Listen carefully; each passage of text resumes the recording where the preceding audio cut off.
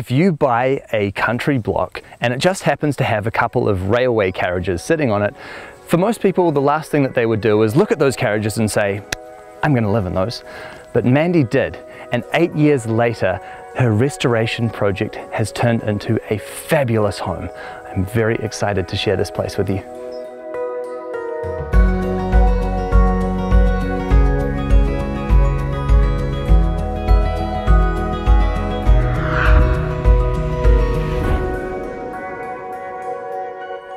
Hi Mandy! Hi, how are you? Good, lovely to meet you. Welcome. And what an incredible location you have found here. Big sky country, it's really put it on for you today, hasn't it? It certainly has, absolutely panoramic views. And what an interesting home you have. Thank you. How did you actually come to be living in a railway carriage? Oh, I get asked that all the time, and I honestly have to say that the railway carriages found me, because it wasn't something I was looking for at all. I was looking for a bush block on the west coast near the beach, and I couldn't be more further from that if I tried. I find myself in Central, and I had 2 derelict trains that just had Potential Plus written all over them, so yeah. So you actually restored both of these trains entirely just from derelict state? Yep, my ex-husband and I worked for many years restoring them. We had to start small, we had to start with just a place that we could camp in, and we slowly restored one and then went on to restore the other. And what a great result, because these are just absolutely packed full of character, aren't they? Yeah, they are indeed. Can you tell me a little bit about what you've had to do on the exterior? Oof, done so much. To make the front look pretty, we had to pretty much use a lot of the back. Some of the windows and things were smashed and broken and didn't exist, so we used some of the good windows on the back, put them on the front. For me personally, I love the undercarriage. I think it's a real unique feature of this carriage, but you couldn't see it. It was grass, and it was a storage place for years of where we kept all our wood while we were renovating.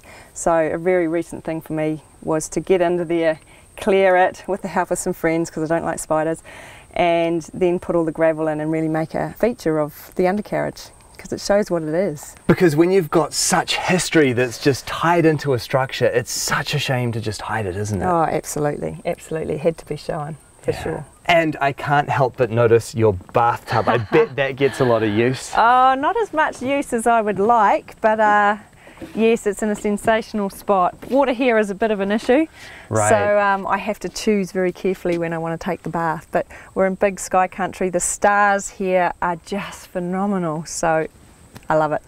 Well, I would love to have a look at the inside and see what you've done in there. Yep. Come on in, let's have a look.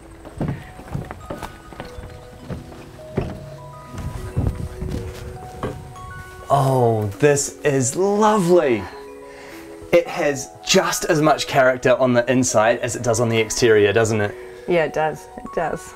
It must have been a tremendous amount of work renovating it to this standard.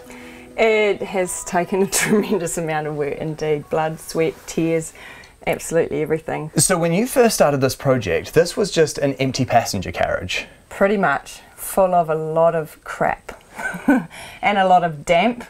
I just remember sackfuls of dead birds, but yeah, it was pretty much just a blank canvas, a damp one. Yeah, so we had to start from scratch, and the first thing was making it dry, so the first thing was getting a roof on top. Because we wanted to be able to come here and camp here and work on it, and we couldn't do that to start with. It was just sleeping in the back of the car for a while. Right. Yeah, pitching a tent. I think most people would see a project like that and just think, it's too much work, I'm not going to do it. What was it that pushed you and motivated you to complete the project? We'd completed projects before, so we weren't shy of hard work or projects. Our previous projects had always been working on boats and yachts. So this excited us. This was like this new challenge. It was like, we knew it was going to be hard work. We weren't familiar with railway carriages at all.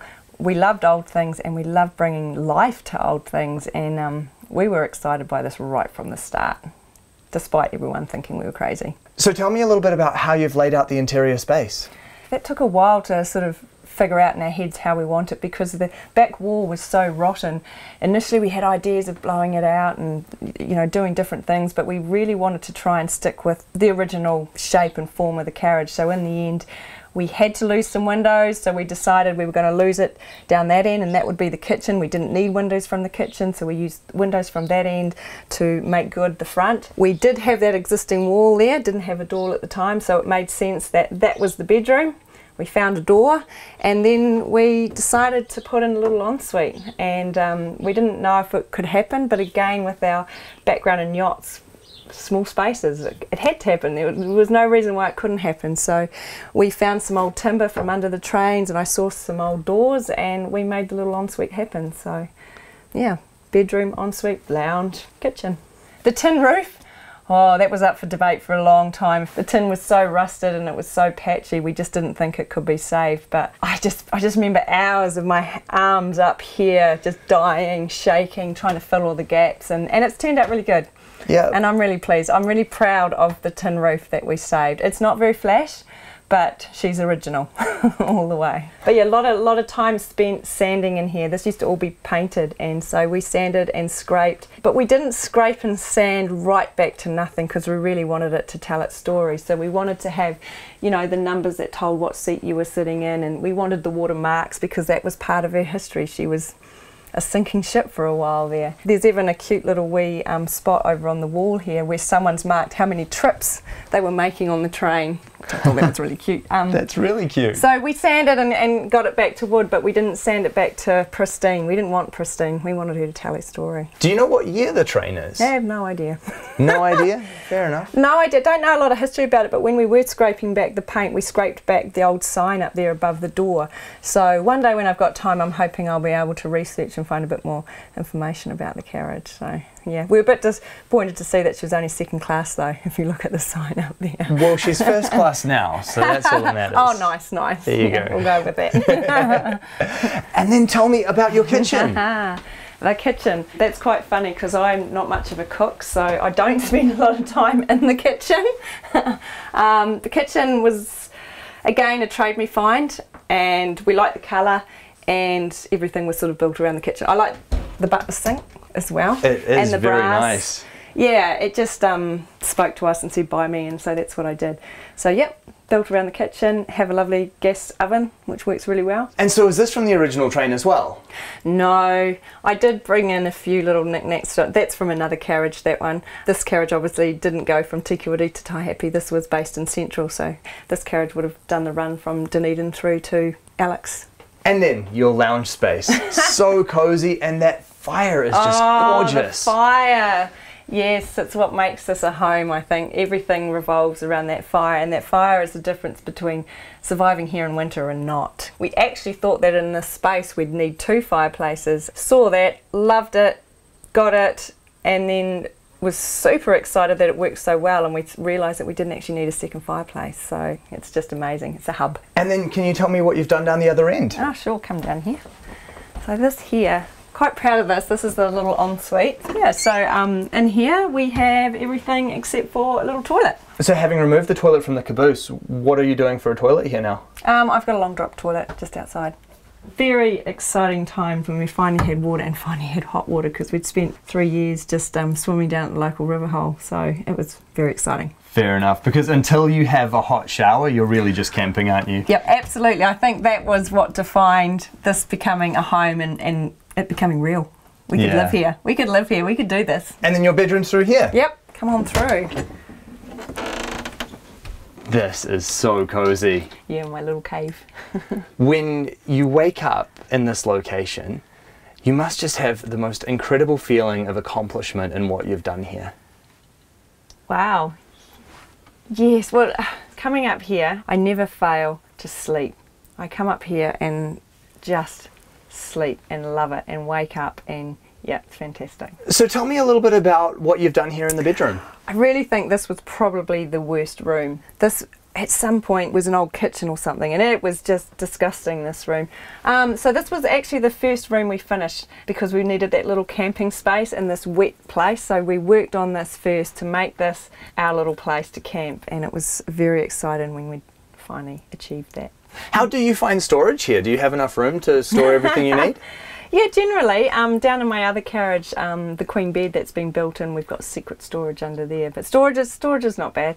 I mean, you make things work. I mean, the bedside tables that you see there, they were part of a big dresser, and we just cut the ends off, and we've got some beautiful bedside tables that fit the space and look like they were made for it. So yeah. They really do. Yeah. Well, should we take a look at the other carriage and see what you've done there? Why not? Okay, thank you. What size would you say that the carriages are? Oh, I say roughly about 40 feet long, and I know they're 2.2 metres wide. And I see a solar panel on this one. Is that how you get your power here? Yes, solar. Solar, and I also have a very trusty generator. Because of course you're not really able to connect to any services here, are you? No, and I don't think I'd want to. Yeah, kind of like it like this. I like being off the grid. This deck looks brand spanking new compared to everything else here, doesn't it? I love it. It is brand new. It's only been a week, I think, since I've had this in, and I've been waiting for years to get this deck in, so I'm very excited. So it will silver off like the other one, so yeah, it's looking very shiny at the moment. It certainly does. Yeah. So what do we have in here? Ah, come on inside. This is the spare bedroom. This is where friends, family and guests come and stay.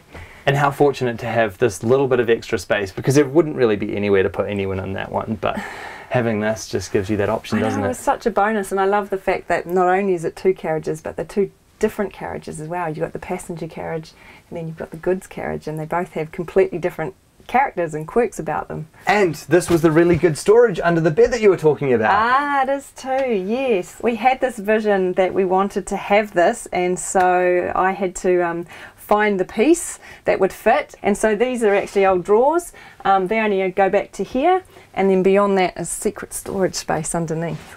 And I love what you've done with the suitcases up here. I wanted to showcase my suitcases, which I've been hoarding for years, so it's where my suitcases now live. Did you start buying the suitcases after you purchased the carriage? No. Or was that was before? It was before. Really? You must have somehow known that you would end up living here one day. That's right, the trains found me. Yeah. So what do we have next door? Come on through, I'll show you. So this here, for some reason, has been nicknamed the library. It's not really a library, but it's one day it might be a library. There's a few books in here. There's a few books in here. This is probably the least finished of the two carriages, but it's a lovely place just to come, sit and contemplate. I love it. I love this room. Don't know what it is, I just love it. It really has such a great feeling. I love the way that you've got sort of the green colour on the walls that goes down to the feature doors at the end there, the nice little sitting nook, and you've even got a little platform off the back here. Oh, it had to have my little G&T deck. This is my G&T deck. Come on out. Very cool. And again, you just really get to take advantage of those mountain views here, don't you? Yeah, I love it. This deck sort of serves the purpose of storage underneath, so I've got my ride-on lawnmower tucked in underneath, but yeah, I can come out here, lawn's mowed, mower tucked in underneath, sit down and just enjoy it, enjoy that vista. This isn't a big enough section for a ride-on lawnmower, is it? That's a bit. Oh, come on. Well, yeah, you've got to have some luxuries. That's very true, you most certainly do. So you moved onto this property 8 years ago, right? Yeah. And yep. How long since they've actually been livable? Oh, I know that the work has really slowed down in the last 3 years. So I'd say 5 years. 5 years of part-time work to get them to the stage where we could come and, yeah, enjoy. It's interesting because I love paintings, and you'll see stashes around, and I've always wanted a big home that I can put up all my pictures. I've now got this carriage with no wall space to put up pictures, but I have these beautiful windows, and each window frames that landscape beautifully, and I could just sit here for hours taking in that view and just watching the light change, and I just love it. The different moods of the big sky country is just magic. And so now that you're actually here, living on site, most of the hard work is done. How are you actually finding living here? Oh, I love it. I love it. I never want to leave. Unfortunately, where I work, I have to live on site, so I'm away from here for long periods of time, which, yeah, it just gets harder and harder to leave. I just love it. I can't wait for this to be my full-time home. And obviously this is a long project that's been done over a number of years. Could you even hazard a guess at what it's cost you to achieve this here? It's really hard to put a figure on, given that we did so much of the labour ourselves, and we recycled and we reused. If I was to guess, I'd say maybe 50 grand. That is a great result for 2 beautiful homes. Yeah, I'm pretty stoked. So what's next for you? Well, these projects are so ongoing. I'm here for a while yet. My list is huge. Fair enough, but I'm sure it will continue to be very rewarding. These are really beautiful carriages. I am so impressed with your restoration project. Thank you so much for sharing your gorgeous home with me. Thank you for visiting. This could not have been an easy restoration project. And you can just see that such a tremendous amount of work has gone into making this place happen. What I really love about it though is that so much of the original heritage and history of these carriages has been left intact, and it just builds so much character into the home. This place really is something very special.